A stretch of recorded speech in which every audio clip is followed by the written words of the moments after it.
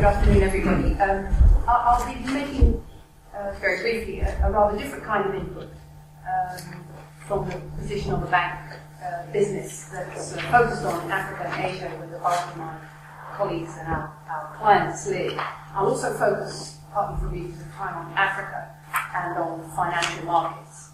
And I think the usual health warnings have to apply. It's always very difficult and misleading to generalize about Africa, but I think even more so when we're trying to take stock of the impact of the latest crisis. There's a need for much better country-by-country analysis, and I think it will be very interesting to see what DFID's country offices have come up with, because the quality of the official statistics in Africa is still a real challenge to all of us. I think a lot of very sweeping statements have been made on the basis of really poor stats.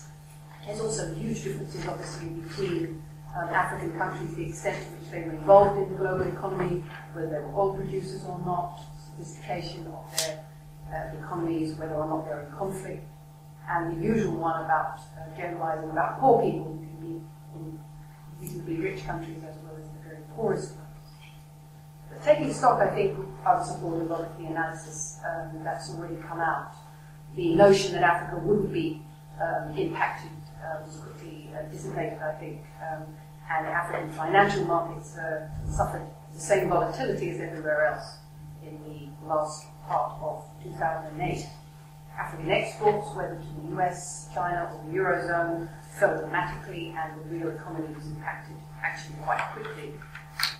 There was concern, too, around private capital flows, as we've said, FDI, mostly resource-focused, and whether those would continue, with portfolio investment being in a completely different place, capital-constrained investors either having gone bust, retiring to their domestic bases, or very wary of getting involved in less liquid markets.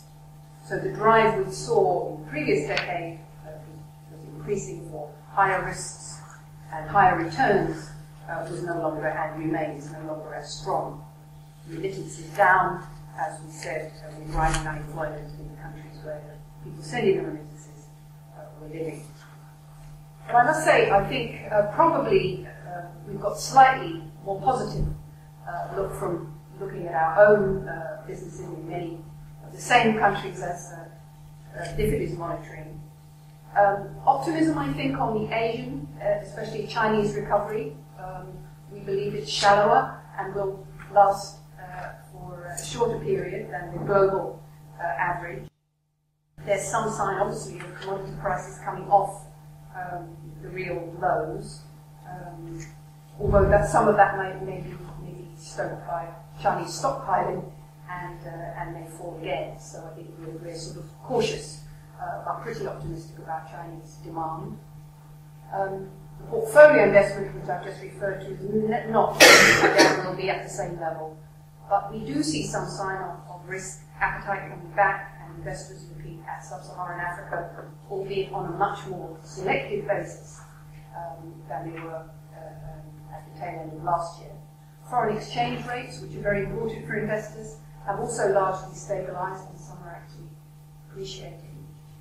And the remittance growth rates, we're seeing some rather interesting figures actually from our own calculations. We must compare notes, because although we've seen the growth rates, which were absolutely rocketing, of remittances going down, overall levels are keeping up pretty well. And it just shows you that what lengths people will go to keep sending at least some money home, however tough things are for them. So I think we also endorse, and I have to say that this isn't very often come from the private sector, whether domestic in Africa or from my colleagues, in the importance and appropriateness of the response of the IMF. I think we need to imagine what things could have been like if post G20, one of the big pluses for Africa has been the response, I think, at higher highs, and more funding for Africa, important stabilizing role, and again, not enough, never is, but I think a much better performance than might have been expected, and much more literate about poor countries and countries that were struggling with their economic reforms than we might have expected. We've got a lot more about this on our Standard Chartered analysts' website. So I think many African countries we think are going to be performing stronger in 2010. So I think there's a bit of a flavour of passivity in some of the ODI and DFID analysis we've seen. There's also been some homegrown success, and I think the policy response of African governments, again, there was a lot of speculation there might be a sharp swerve to protectionism, to a sort of Chavez kind of response, as indeed has happened in Central South America, and maybe some of you think it should have happened in Africa, but there's very little evidence of that, and quite a lot of sticking with initial economic reforms and some more innovative measures to safeguard the growth environment in many African economies. Nigeria, obviously landmark banking sector reforms there, really designed to boost long-term economic growth and investment. Kenya, South Africa and Botswana have all, I think, in their different ways, done what they can to support government spending to drive growth. So we think there's a better chance of recovery because of the policy stance of these governments, although, as I say, that's hedged around lots of health warnings because so many obstacles remain in the way. I think many African economies entered this period of crisis and slowdown with far better fundamentals. Economic reforms, debt rescheduling, all the things that African economies have been working on, or many of them, most of the big ones, than during any previous global economic crisis. So I think there are some strengths to build on. Finally, China again. I think China's interests in Africa are strategic and long-term. The commodity prices obviously are reflected in the figures being down on last year. But China-Africa trade is indeed growing again. They've also been providing more bank financing for the region through their tie-ups, especially with the South African banks, with significant Chinese capital going into the banking sector as well as through infrastructure funds. I think the challenge as ever is whether the African side of the table has the vision and strategy to match the Chinese agenda and to get the best possible deal in development terms for their own side. And finally, two personal postscripts, so I was lying about finally. Two personal postscripts. One is, I think, new definitions, new models of corporate social responsibility, which based on the triple bottom line, concern for profits, people and the planet, rather than making some money with one part of your brain or your organisation and giving away a bit through a foundation or a big check.